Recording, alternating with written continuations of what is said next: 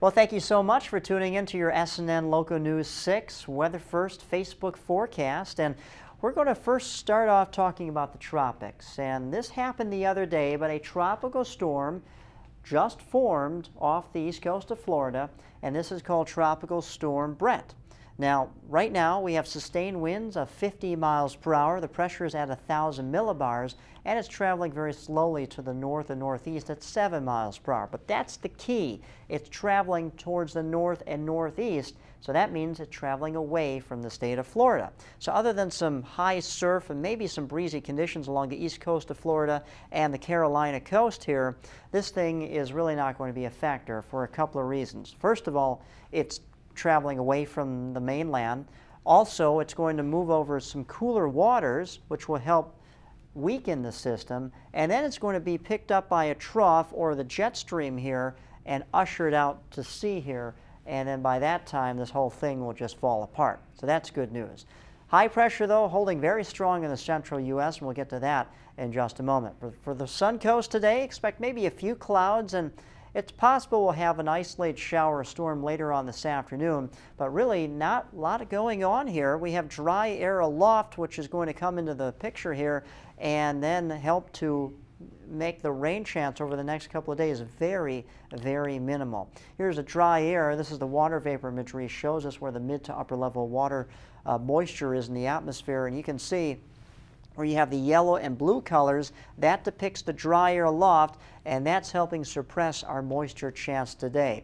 Now, as far as our high goes today, we're topping out at 90 degrees. Our average is 91, so this is basically where we should be.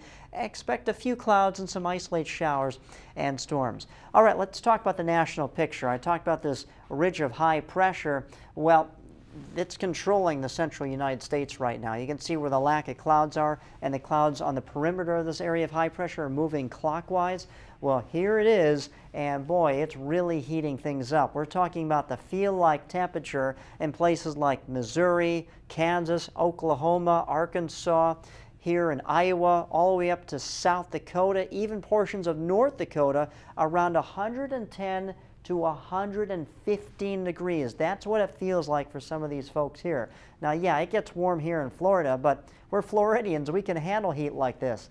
But temperatures like this in the Midwest, boy, first of all, they had a horrible winter, and now they're dealing with a horrible summer with a feel-like temperature of close to 115 degrees in some locations. So they can't get a break in the Midwest, it seems, at least this entire year. It's been nonstop. If it's not the winter, then it's the summer, and something extreme is happening.